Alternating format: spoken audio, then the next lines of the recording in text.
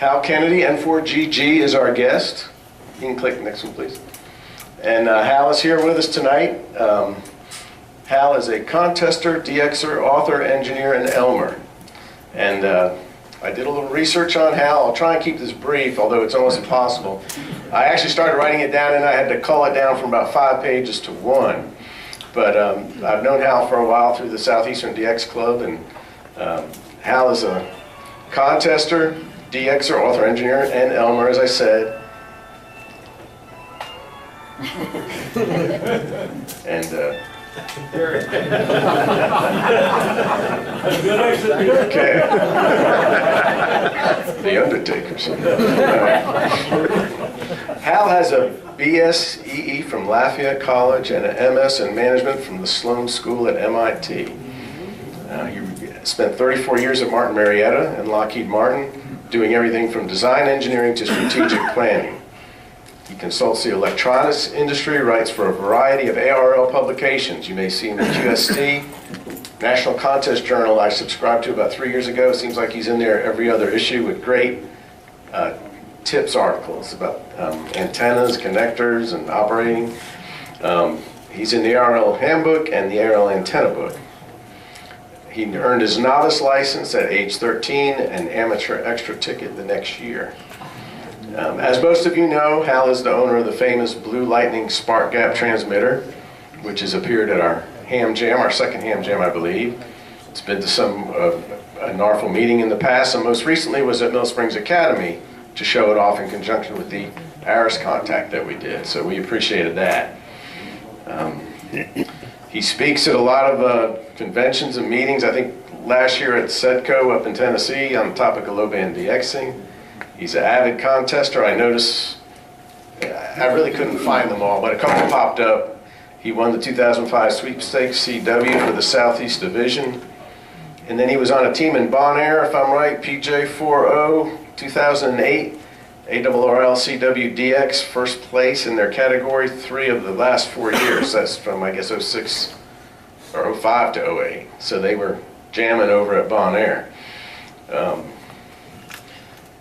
He was recently featured in QST as the member spotlight. I think that was in September of 2016. So he gets around. He's been on the honor roll, and I think from back in 1970, 356 confirmed, and unless he grabbed one in the low sunspots this last year, I don't think so. But he does a lot of contacts and works a lot of DX, obviously. And the significance is he's doing it all with buyers from a homeowners association restricted neighborhood in Woodstock, like many of us do, but probably not as well as him.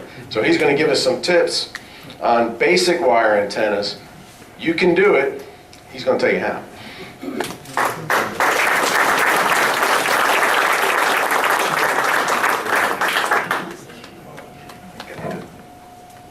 I'm on. Okay. Okay. Here's that. Can anyone hear me? Yes. Okay, great. Good. And this goes forward, backwards, and lights up. Thanks to NARFL for having me. I enjoy talking, and I appreciate being here. And this is like the premier club in town. It really is, you know. So it's always a pleasure to be here, and it's fun to be invited. That's not mine. Touch anything either. That looks like a better briefing though than the one I bought. There's a lot of people I've noticed over the years, I've been at this 57 years now, who come into the hobby lately, especially at VHF, and never make it to HF. And that's really a shame because it's not as hard as you think it is. And then there's a lot of people on HF who don't think they can do much more than they're doing, and they're not doing very much. And that's a shame too, because I'd like to convince you you can probably do a lot more than you're doing. As John mentioned, I'm in Woodstock. I'm in a deed-restricted neighborhood, a very deed-restricted neighborhood. I think if my antennas were visible, it would have been turned in a long time ago. But I've been on the air there since 2005 without being turned in. And pretty much, you can't see my antennas from the street. You can't see my antennas from my next-door neighbors. So as far as I'm concerned, they don't exist, right? Or as far as everybody else is concerned, they don't exist. And like to show you how to do some of that. I'd like to show you how to make antennas out of wire that last. And I'd like to convince you that no matter what your situation is, you can get on HF. So, hey, that works. Okay. Tonight's questions, what are some techniques to get on HF? Simple stuff, right? I mean, if we're deed restricted and so forth, it's going to be simple stuff. It's not going to be a 70-foot tower. And HF antennas are easy. I don't know why people think they're hard. People think they're too big. People think they got to have them high up. People think all these things, and it's not true. In fact, it's so not true that I think this is the best chart maybe in the briefing, which is perfection's the enemy, okay? You don't need one-to-one SWR when you put up a wire antenna or any other antenna for HF. Most of our rigs have antenna tuners in them now. The ones that don't, run 3-to-1 SWR. Just don't worry about it too much. You don't need a lot of height. I'll show you an antenna. I worked a really rare DX station in Navassa, which is not that far away, on 160, with an antenna about 6 feet off the ground, okay? So if I can, you can. I mean, it wasn't special, you know, I just did it. I can show you how to do it. You don't need a backyard, you don't need any backyard. I have a nice backyard, and I intentionally, we shot for 2 years to find the house we're in, and my wife was ready to kill me because she thought it should take a lot less time than that. A little secret, if you want to be in a deed restricted neighborhood and you want to have fun on ham radio, go for the edges of the subdivision, okay? You walk out my front door, you're in suburbia. I got neighbors, I got people across the street. You walk out my back door, you got woods, because I'm on the edge of this neighborhood. Shoot for the houses on the edges of the neighborhood. That's a good place to be. If you don't have a backyard, a big one or a small one, or no trees or nothing back there, you got a porch. If you don't have a back porch, you got an attic. You can put an attic antenna up. There's actually no excuse to not have an HF antenna. You know, there's stuff we like to think we have or have to need: balance, rotators, rotator cable, match boxes, antenna tuners, and all this other stuff. You don't need any of that stuff. You can get on HF and have a lot of fun without all this claptrap. That stuff's nice to have. I'm not going to talk you out of having it, but you don't need it. You don't need hardly any money. I got enough stuff here, I think about $30 worth of stuff laying here. I can build 3 or 4 HF antennas with just what's laying on the table. So you don't need a lot of money. And the next one is going to be a little controversial. You don't need permission, okay? You don't need, you have a federal license, okay? A federal license. Nobody can tell you, nobody, that you can't operate. They can tell you can't put an antenna up, but they cannot tell you you can't operate. You can. Show them. It says Federal Communications Commission. It doesn't say state, county, local, HO. It doesn't say anything. Those are all overridden by a federal license. You're a federal licensee. You may operate. And if you can stick an antenna in your attic, the HOA doesn't know, and they can't say a word about it. So so you don't need permission to be on HF. Okay, you have a license. That's really all you need. These are my antennas over the years when the years were really bleak. I got on the air in 1961 as a 12-year-old kid. My first antenna was made out of TV twin lead. Cut it for 15 meters. One end I stuck out the window. Up in the attic, we had one tree, so I somehow got the other end in a tree. And that was fine, and I was on 15. That antenna probably cost $1. And worked all over the United States with 20 watts. And that was 61. Oops, I don't want to go that far. Next thing I did, before I could drive, I put a mobile rig in my mother's car. I borrowed a bunch of stuff from other hams, and I got a rigged mount to get something onto the bumper. And most of the time I operated from that car while I was not in the car. When the car was in the driveway, I'd run a piece of coax out from the house. Okay, just run coax out the driveway. Be ingenious. Stop saying you can't get on HF, okay? You can get on HF. If I'm a 12-year-old kid and I get on HF mobile and I can't drive, you can get on HF, okay? Knock it off. You can get on HF. You just got to want to, right? So I was operating from a car in the driveway with an antenna on it before I could drive, and when my mother was driving around, I'd be a passenger. So I was mobile before I could drive. Then I went to college, and you talk about deed restrictions. I mean, you couldn't do anything. So I taped a 15-meter dipole with duct tape to the inside walls of my dorm room, and I got on 15 meters from college in a place where I think most people would say, well, you can't do HF from there. Sure you can. You can do HF any place. And then I got married and moved to an apartment, and we were in an apartment where, again, no front yard, no backyard, no tree, no nothing, but I had an attic. And I found a way to get in. I found the trap door into the attic. Next thing you know, there's a 40-meter dipole in the attic. So I'm always on HF, right? I mean, I'm on HF mobile. I don't even have a driver's license. So don't say you can't get on HF. You can get on HF. You really can. So what do you need? Well, basic stuff, right? You need some wire, support lines, insulators, supports. We'll talk about that like a tree or a window or the side of your house. You need some feed line and odds and ends. You need tape, connectors. Tie wraps are pretty handy. None of this stuff hardly costs any money. Money should not stop you. The other thing is, just about everybody you know, including your friends in here, have some of this in their junk box, right? So if you don't, stop over, hey, I need a roll of tape. And there you go. Okay, wire. I'm going to start passing things around now. What's a good wire? Well, here's a great wire. This is called flex weave. And just start throwing pieces of flex weave and everything else around the room. This is great stuff. This is great antenna wire. It's inexpensive, strong, good conductor.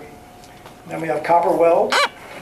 Copper weld's interesting stuff. Copper weld is very strong, inexpensive, kinks like a son of a gun. You really gotta kind of work with it or it's gonna work with you. And so you gotta watch that a little bit, but it's good stuff. The problem with this, the number one problem, and I'll show you how to avoid it in a second, is if you ever abrade, this is copper coated steel. If you ever abrade the copper off the steel starts to rust. And the steel doesn't have to rust too long before the antenna falls down. So you don't want to use copper weld in a place where, like, for example, it's going to be rubbing over a tree branch, because you're going to lose the copper quick, and then you're going to lose the steel, and then the antenna's on the ground. So there's places you shouldn't use it, like right over a tree limb, but you should never do that anyway. That should be line, not wire.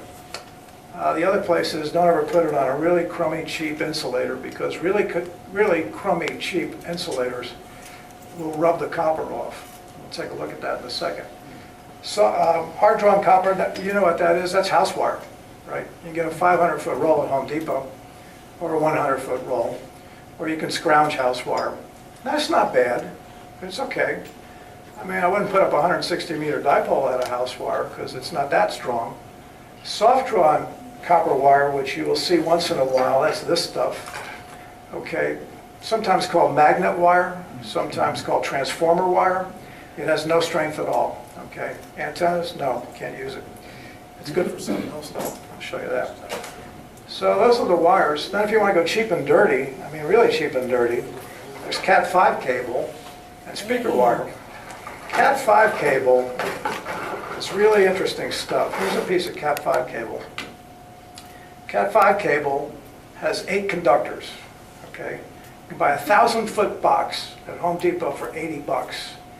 That's 8,000 feet of wire. A penny a foot. Okay, you can buy it on eBay for $40. That's half a penny a foot. Okay, let me see if I can do what I say I can do. With your hands, you usually can strip the outer jacket right off, like that. Okay, so and You know, you can go through all 1,000 feet of this if you feel like it. There we go, the jacket's off. Not hard. What's inside? 4 twisted pair, okay? Even if you're working for 200 or 300 feet at a time, getting the 4 twisted pair apart is simple, okay? So now we're up to 4,000 feet out of a 1,000 foot box, which hopefully is all the wire you need. You got one more thing you can do. You can untwist this, okay? God, this is hard to untwist. This is terrible. This is terrible. I don't untwist it. I stop at the last twist. If you want to take a shot at it, because it's tightly twisted, put one end in a vise, and put the other end in an electric drill, and stand 100 feet apart, put the drill in reverse, keep some tension on it, let the drill undrill it, okay? 9 out of 10 times, it's going to get screwed up. All right? I don't know any good way to untwist this stuff. And as a result, I used a twisted pair as one wire. I just skin the ends and twist it together, and I skin the, take the insulation off the other end and twist it together. I use it as one wire. I use a lot of this stuff for radials underneath verticals, but I use them as pairs. Okay, I don't bother trying to untwist this stuff. It's hard to do, and it's just about free. This stuff costs almost nothing. So I don't think it's worth untwisting it. Maybe you got some little kid who needs punishment or something. You know, you say, here, Johnny, you were bad yesterday. Untwist this for Dad. You know, you might be able to find some way to make use of that. But basically, it's not worth it. Cat5 is great stuff, by the way. It really is. Support lines. After we get our antenna made, we need to hold it up with something. And we got a few options there. The absolute best option is Dacron Line. Okay? And we'll pass this around in a minute. Although I'm going to need it back to show you something. But this is not bad. I mean, not bad. This is fantastic. This stuff is not expensive. My number one place for wire connectors, insulators, and everything else now is the Wireman in South Carolina. They're on the internet. You can order pretty much whatever you want from them. They're great folks. They show up at our Hamfest. They were at the Atlanta Hamfest 2 weeks ago. Had a big display. I don't have to be at Stone Mountain. They might be. Yeah, they usually are. Yeah. They come with rolls of this. They come with rolls of copper roll wire. They come with rolls of coax. And step right up and order some. Now, they probably don't want me to tell you this, but you can negotiate. Not on small quantities, but I was going to put in a lot of radials under 160 meter antennas. And, 160 meter radials are 135 feet long. If you want 10, you're over 1,000 feet of wire already. So I called them up one day and I said, I want at least 2,000 feet of 24 gauge tinned wire. What can you do? I see the price in the book. They have it by quantity, so it gets less expensive. But I think 1,000 feet is the last increment. And I said, I'll take it all on one roll, and I'll take it with brakes if I have to, but I want 2,000 feet of it. They cut the price a lot. Okay, so if you want a lot of wire from the Wireman, talk to them. They're really nice folks, by the way, and they may help you out. They help me out. So that's. I'll pass this around in a minute. Hal? Yes. Press Jones passed away this 3 months ago. He started that company. Yeah. At least I think he did. Right. A lot of people knew him, but I ran into a couple of people recently. Yeah, Press, it was Jones, right? Yeah. Yeah. Press Jones kind of started the company, kind of retired out of it. It's a family company, though. I think it's his daughter, Debbie, that keeps running it. He's a silent. Yeah, and he passed away a couple of months ago. Very nice guy. They're all nice people. I really enjoy doing business with them. All this stuff, you can go to HRO and get it, right? You can get Dacron Line lots of places on the internet. I've bought plenty of 500-foot rolls of Dacron Line off eBay. Stuff's very readily available. This piece, I'm going to pass it around, has been in the air. I took it down from an antenna I had for 20 years, okay?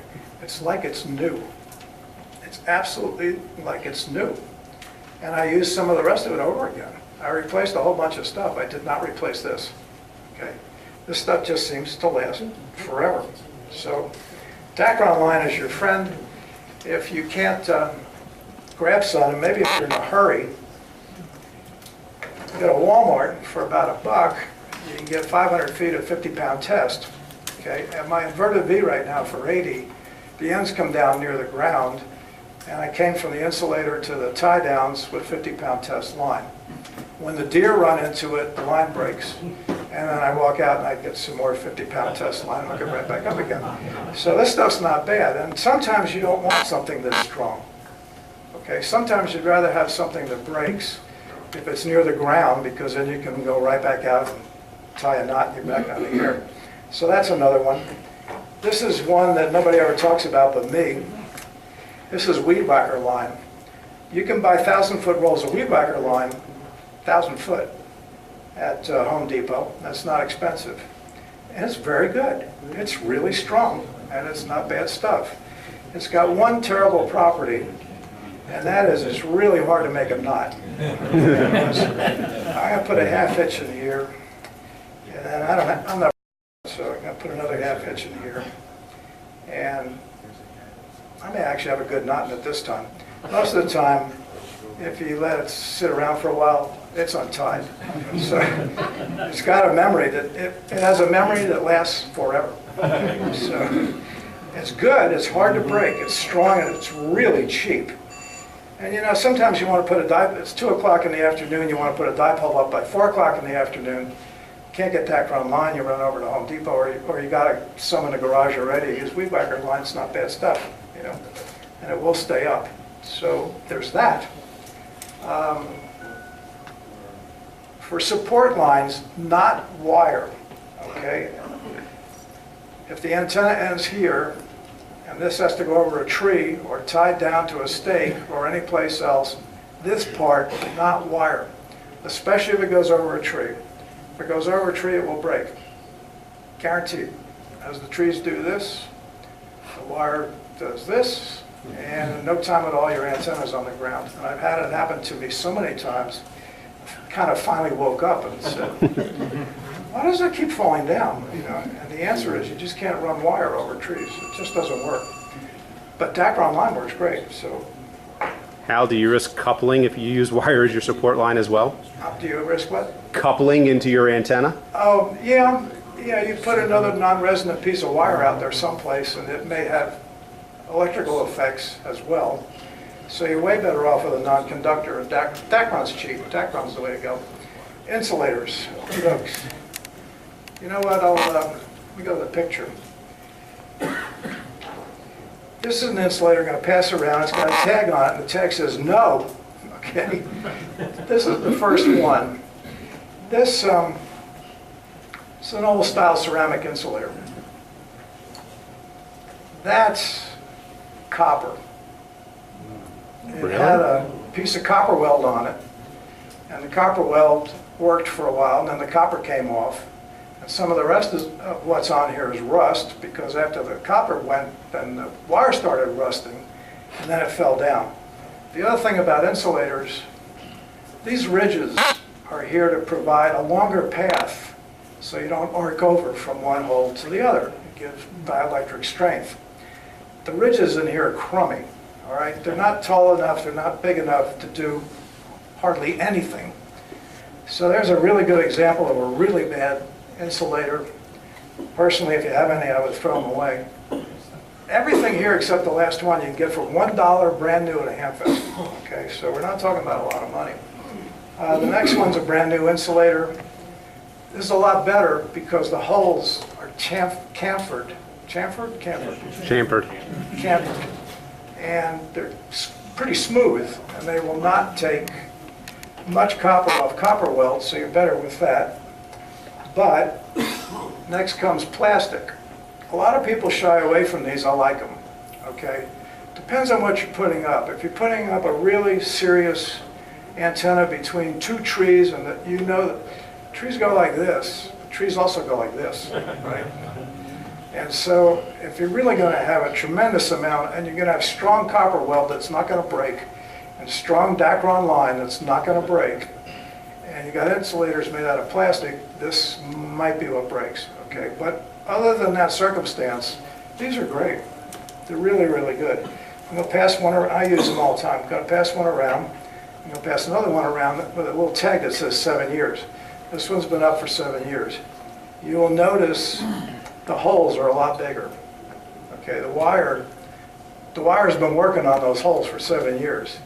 And when I look at it, I think, that's a 10, 12-year insulator. After that, the antenna's on the ground. So there's a new one, and there's one at 7 years. This is my favorite insulator. This is, you can drop them, they don't break. Which, by the way, the ceramic ones, you do that, it might break. Interesting thing about insulators, for the most part, they're in tension, right? So you're pulling on these holes. And that's not the strongest way a material works. The strongest way a material works is in compression. But this is a really good insulator. And these are $1 at the Hamfest. And I like the color because they blend in and you can't see them. I spray paint, the white ones I spray paint black. But these I don't bother to paint. It has a longer path for dielectric breakdown. They're just really good insulators. So pass one of those around. That's my favorite insulator. Here's a total piece of junk insulator. Now we come to something called, hams call them egg insulators. The power company calls them Johnny balls, or I think spline balls. The two wires are linked. Okay, and so if first off, the insulator is in compression, not tension, so it's much stronger. The second thing is, this is what you put someplace where failure is not an option. So if you've got guy wires on a tower, failure is not an option, okay? So I mean, if the insulator breaks, the wires are still there, right? And you will see these all through the power industry, especially on guy wires for telephone poles and things like that. And they're fine for the end of a ham antenna too. This one will pass around. Last night I put it together and it was like, I can't keep the wire in the slots, you know? So I grabbed some pliers and really torque down on it. I still can't keep the wire in the slots. All right. So what's going to happen is this thing's going to be up in the air about a day, and it's going to look like that, and the wires are going to short together. This is a piece of junk. All right. This is just a piece of junk. You'll find these in bargain bins at Hamfest. You don't want one of those. Throw those away. You never thought insulators were so interesting, right? Maybe they're not. This is another egg insulator. This is a real small one. And it's got real deep grooves, so the wires stay in the grooves, so the thing is not going to pull apart. Okay. I use these in small antennas. I got some 10 and 15 meter dipoles. This is what's on the end of some of them. They're green even. They blend in with the trees and everything. Not bad. Good stuff. Cheap again. $1 a piece in Hamfest. Not bad. So that's the insulator story. Stay away from old ceramics. Plastics are fine. Stay away from stuff that clearly isn't set up to work right. On the favorite one. Now this is $3, not $1. Okay. This is made by Budwig out of a copolymer. It is incredibly strong, and the ribs have a lot of dielectric strength. I've had a lot of these up in the air for a very, very long time under very, very high tension, and they just don't break. These things, they're terrific. If you want to spend $3 instead of $1, that's your insulator. What about using PVC with holes? PVC is not very strong, you know, so sure, you can. I mean, if you're actually going to use it at the end of a dipole, you'll have to pull it apart eventually. But, you know, when you can get the good stuff for $1, you know, why not, right? Where's the stuff come from? Well, the wireman we talked about, sure, HRO in town has almost all this stuff. They have rolls of Dacron Line, by the way. DX Engineering, Lowe's and Home Depot, they don't have Dacron Line, but they have, they sure got Cat5. It's not bad stuff. And Hamfest, if you're scrounging for wire and some other things, line sometimes, look under the tables, okay? Everybody's got a DX35 from 1962 with an outrageous price on top of the table, and then Then underneath the table is a pile of wire, and that's actually what you're looking for. If you need more wire, if you do what I do, I've been a ham now a long time, I am always on the lookout for wire. I see wire by the side of the road, I pick it up. You know, we had neighbors across the street, they were renters. And one night they moved out, you know, and the only thing they left behind was a roll this big of Romex cable. 500 Oh my God. feet of 12-3 Romex cable sitting on the curb for 10 minutes before it went into my basement. They left it for the trash, all right? So, I mean, you never know. Keep your eyes open. So I say, you know, a good place to get your wires right out of your wire box, right? Keep finding wire, keep putting it in your wire box. Everybody in here has a friend. If you don't have the wire you need, your friend might, so go raid his wire box. And wire should not be a real showstopper. Insulators, same thing. Wireman, HRO, Hamfest, internet all over the place, right? Okay, how to deal with tree sway. A lot of the antennas wind up on trees, and this is right out of the ARRL handbook. This is not heavy enough to see, but anyway, in the handbook they'll tell you to run your antenna through a pulley to a hook. And my question is, who's going to climb the tree and put the hook up there? Okay. I write for the handbook, and I'm going to get all over Ward Silver, who's the editor, about changing this drawing. It's been in there for years and years, and I don't like this idea. Okay, who's going to put that hook up there?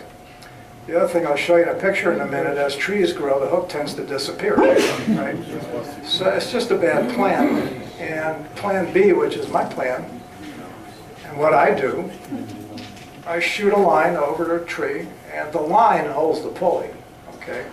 And then the antenna comes down through the pulley. Now, eventually, trees tend to take lines and grab them, and you never get them back again, okay? But I'd rather have the pulley stuck up there than the antenna stuck up there. And I have a couple pulleys in trees that I'll never get down, but they're still working. And I can move the antennas up and down anytime I want. You put a weight at the bottom. So one of my inverted V's, this is a brick. I've seen people use buckets of rocks. It's whatever you got, whatever you need. Just enough to keep it tight. And hang the pulley with a line rather than climbing the tree. Tree sway idea number 2. This is at my house. It's hard to see it against the woods, so I put a piece of white paper here. There's a pulley, there's a brick, right? So this is one end of the inverted V down at the ground. When the trees go back and forth, the brick goes up and down, and everything's fine, everything's happy. So that works good. That's been like that for years. These stakes, when you come right up on it, looks exactly like the stake on a stop sign. Same thing. Home Depot. They sell them in every size, from about 2 feet up to about 12 feet. Cheap, too. You know, stake like that, that's a big one, pounded in quite a ways, $4, $5, $6. So we're not, you know, the whole pitch here is you can get on HF and not spend money. Yes? Is that a metal pulley, or is it plastic, or?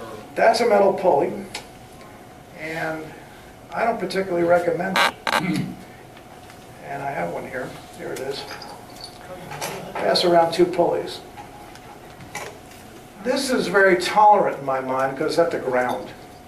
If it breaks, the end of that wire just kind of lays on the back lawn. I just go out and fix it. The pulley up above for some things, I gave up on the metal ones and I went to the plastic ones. I'll pass these around. A couple of things about pulleys, but the biggest problem with pulleys in my mind is the rope can sometimes slip between the pulley and the holder or the keeper. And if it's in a tree, you're never going to get that fixed. And these tend to do that, and these tend to not do that. So I've gone to plastic. They're really nylon, and they seem to hold up fine. I've had them up for years. Where do you get those? Home Depot. Home Depot. What the parts got it? The pulley department. Next to the washers and dryers. Okay. I don't know who invented this. I think the U.S. Navy invented this. I'm going to make one right in front of your eyes. The Navy doesn't like wire antennas falling down on their ships. So they put, I don't know what they call it, maybe a fusible link into their support lines. And I use a lot of fusible links. Now, we said magnet wire is no good for antennas because it's too soft and it's too weak. But you can put it between two loops in your tie down, right?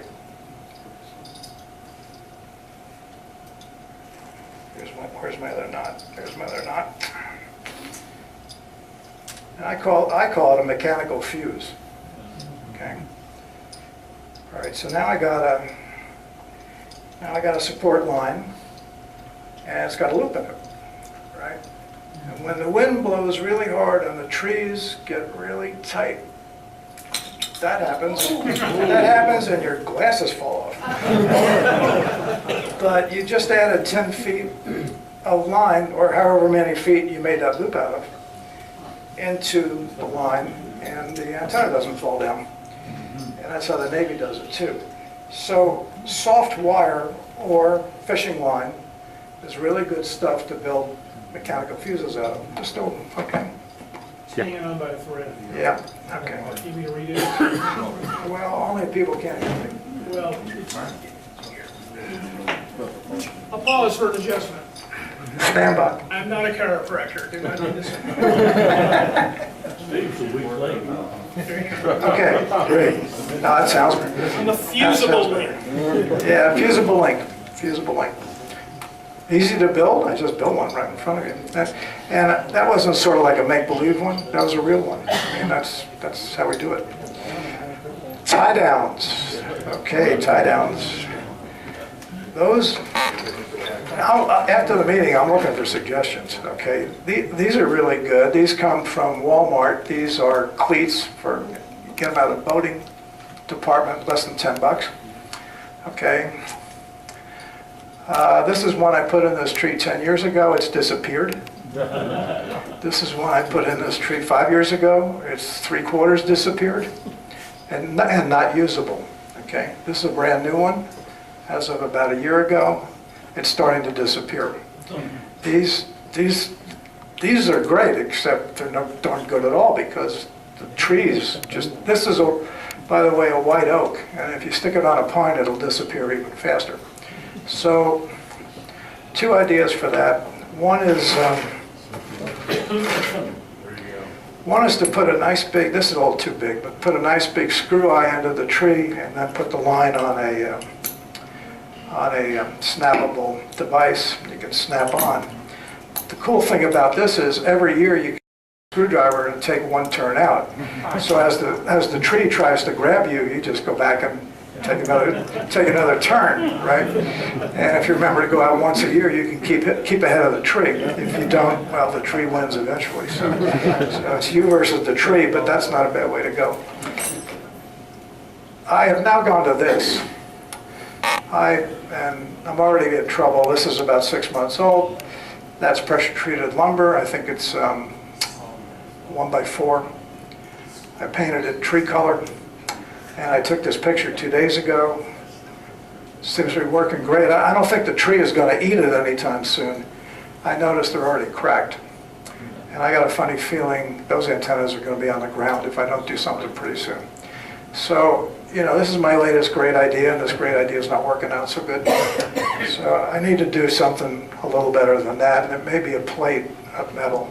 Yes? Why don't you use some 3.5-inch deck screws? Yeah. Yeah, the one thing you don't want to do is surround the tree.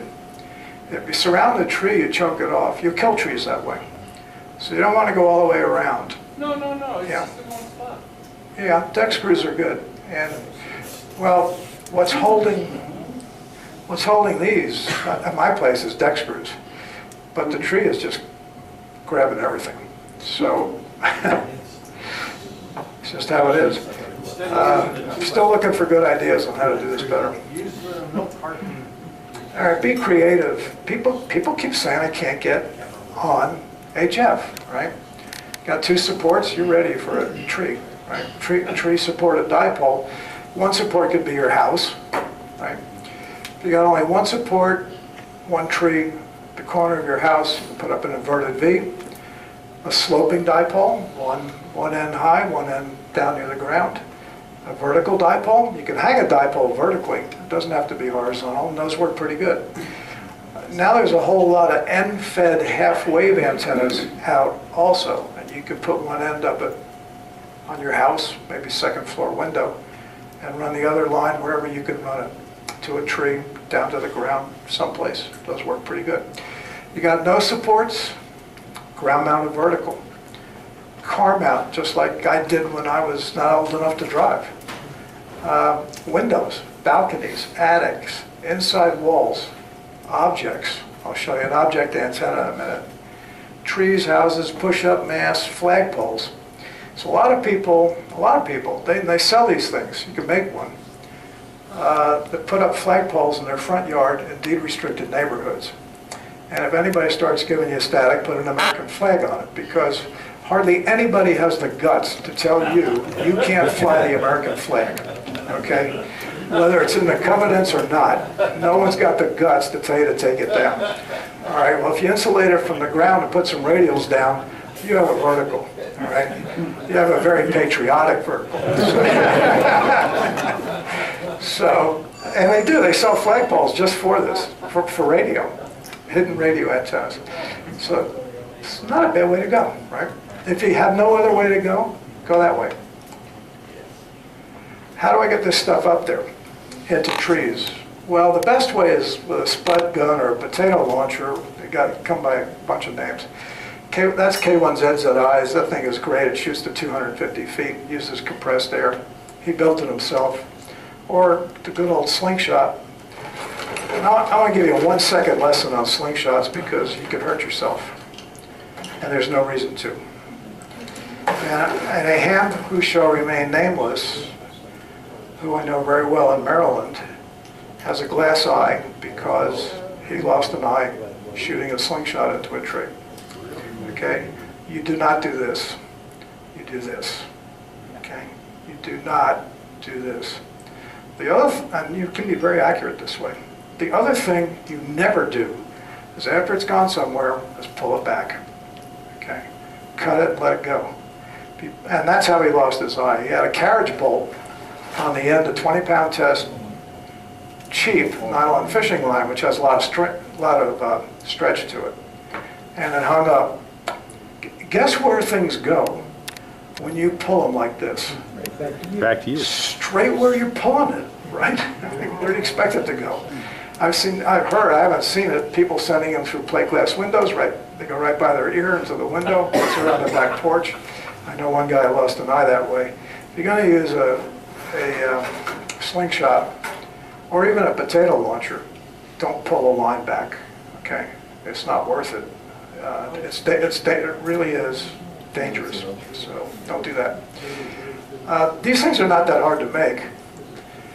This is all PVC. That's a lawn sprinkler valve, a switch, more PVC, a little, what do they call these squig valves, the valve on a tire, just put pressure. Schrader valve. Yeah, and a pressure gauge. And you either pump it with a bicycle pump or an air compressor. 30 PSI is fine. It'll shoot something about the size of one of these insulators, 250 feet. I go right over the top of 100-foot pine trees with this thing, first shot, bang. So they're pretty cool. There are several in town. You could probably borrow one. They're not that hard to make. Oh, and they're for sale. You can buy one.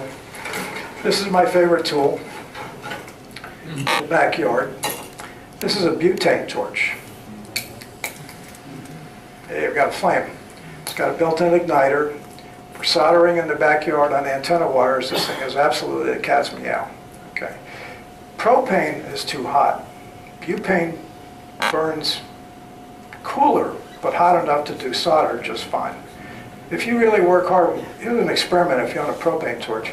Take a pair of copper wires and put it right in the hardest part of that flame for about a minute and then try and solder it. You can't solder it. The wire has oxidized so bad, and then the solder oxidizes so bad, you can't solder with a propane torch. It's good for sweating copper pipes. It's really not good for soldering copper wires. This is what you want on butane. $60 on Amazon. Really, I use mine all the time. All the time. So what have I got today? Well, today I have a 40 meter dipole with wires underneath it for 10 between two trees. That works on 30 also. I got a 15 meter dipole up at 60 feet between trees. That works good on 11 or 12. Got a 20 meter dipole, an 80 meter inverted V with the lines that come right down to the ground. On 160 I use the 20 meter antenna. I load the transmission line up as a vertical, and the 20 meter top piece acts like a T-top, a capacitive load. And I have a ground mounted K9AY loop, which is a small antenna for receiving on 160. Do you use a tuner for every one of those? Or I don't use a tuner for any of it. no tuner at all? The SWR is almost 1-to-1 on every single one of those antennas. And one of the tricks here is folded dipoles. Folded dipoles are very forgiving. They're very broadband and give you much more bandwidth than a standard dipole. Although the top one is a standard dipole. And it's got enough bandwidth for 40. It absolutely does not have enough bandwidth for 10. 10 is an awfully wide band, but it'll cover 28 to 28.5, which is good enough. This is my place in Florida. I'm in Florida 3 months of the year. It's a 4-unit condo, but it looks more like a townhouse. And I labeled it mine and not mine, right? So I got this little piece here. It's like 1,500 square feet. But I got a balcony. So if I have to put an antenna on my mother's car, I'll just do it. I mean, it's like Nike. Just do it. Just do it, right? And here is my 160 meter antenna. Okay.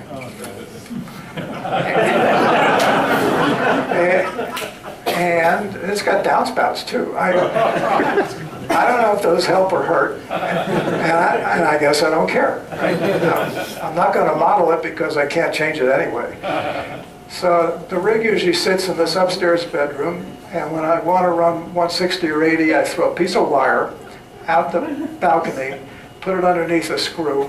The SWR is about 20-to-1, and I don't care. All right? And I don't use an antenna tuner. The rig, I'm sure, it's a 100-watt rig, but when you give it 20-to-1 SWR, it folds back to save itself, so it's putting out maybe 5 watts or something like that. Right?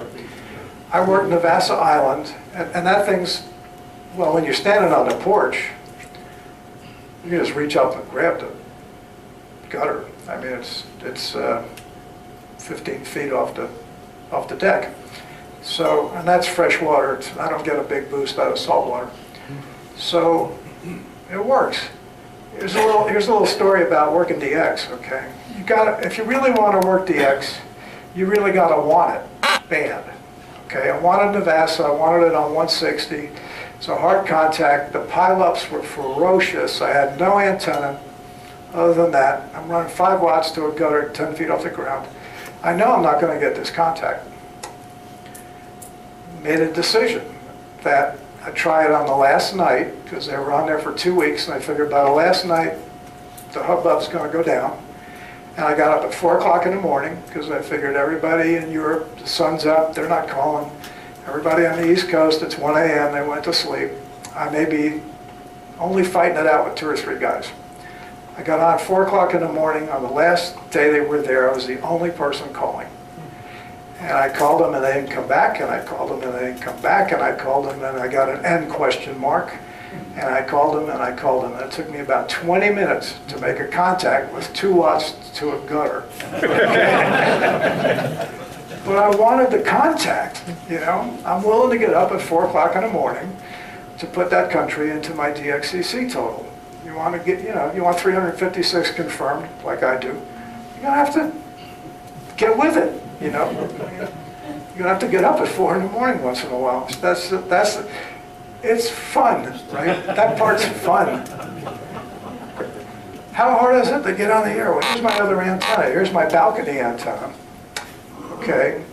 This is here, I'll build it for you. That's a camera tripod. Cheap. The world's cheapest camera tripod. Okay. This is all the same stuff in that picture. I can get on the air really quick. This is a mobile mount. Okay, usually goes under a 2-inch ball. Get these for less than 20 bucks at HRO. Okay, just put that on here with a C-clamp. You know, those are cheap, right? Lakeview used to make something called a ham stick, and now some other companies, including MFJ, make ham sticks. And they make them for all different bands. You can put a little adapter on the bottom here. If you're strong, we're on 20 meters, okay? We're on 20 meters. Hook up the coax, back to the shack. And if I had somebody out in the parking lot, I could fake a 20-meter contact right now, you know? But I might actually be able to work, you know, around the country from inside this room right now. This is not some kind of phony demonstration. We're on 20 meters, okay? How long did that take? 60 seconds? You know? They make one of these for every band. They make a very cute one. This is a real cute one because it's got a coil halfway up and a tap wire. You can move the tap wire and get on several different bands at the same time. So that's a nice one. That's laying down there in Florida. And that's my balcony antenna. That's it. If anybody sees it in the daytime, and boy, oh boy, we got a lot of old people with nothing to do but watch what everybody else is doing in this condominium, okay? This is classic condominium.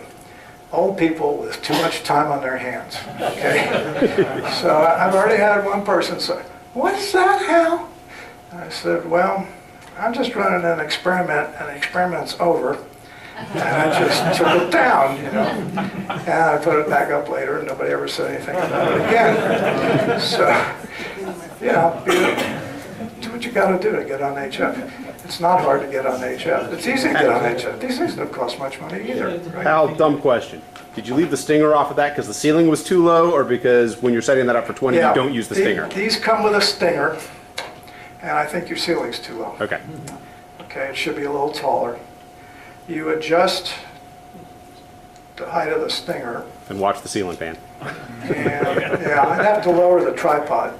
Okay, but that wouldn't keep me off the air. Well, no. I'll be on the air from this room. MFJ measures, pre-measures the stinger for you. You know, that would not keep me off the air here. Now, here's my verticals need a lot of radials, right? Here's my radial. Okay, it's 6 inches of wire.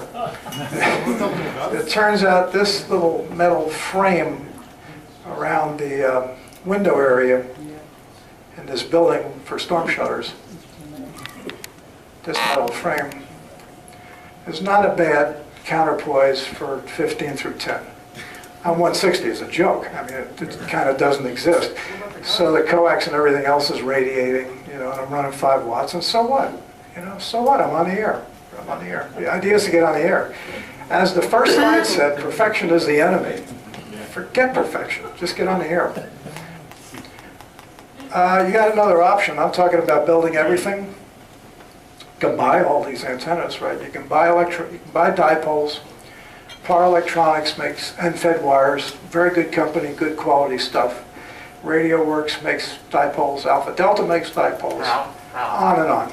Dale Parker will be speaking this year at Yeah, that's what I hear. PAR is coming, right? Yeah. Next time? Dale Parker, yeah. Yeah, I have not heard. I know Dale quite well. In fact, I collaborated on the design with him. I've never met him.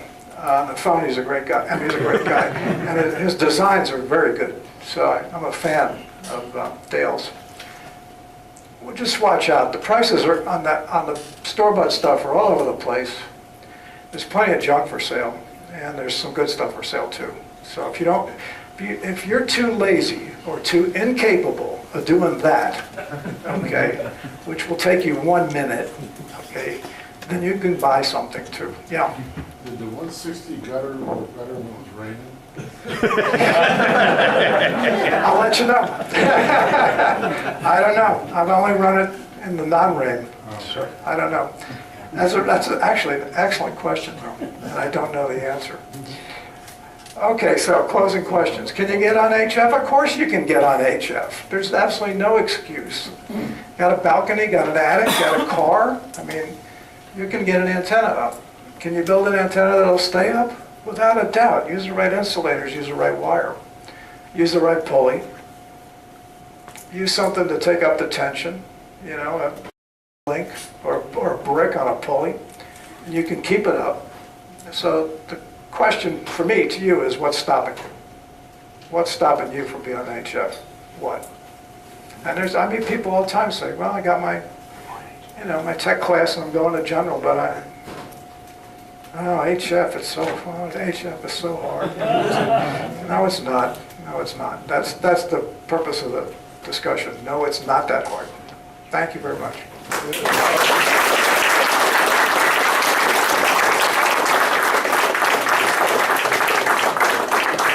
Questions? Anyone? You can always take your blue lightning rig. Yeah, I can put a half kilowatt on that gutter with a spark break, which would be good. Now we're talking about governance problems. John? Attic antennas. Yeah. Over the last resort, I know people do it and done it successfully. Some in here I know have done it. But anything that you've got RF in your house, you've got ducts up there, certain things you should be cognizant of? Yeah, I mean, it's going to be a compromise, of course. There's always seems like a lot of aluminum ducts, and they're going to detune your antenna. You might want to try and get your, if it's a dipole, crossways to as much of the duct work as you can so you don't couple into it. A lot of, like a 40-meter dipole sometimes will not fit in an attic. And I didn't talk about it, but you can bend these antennas. They don't have to be dead straight.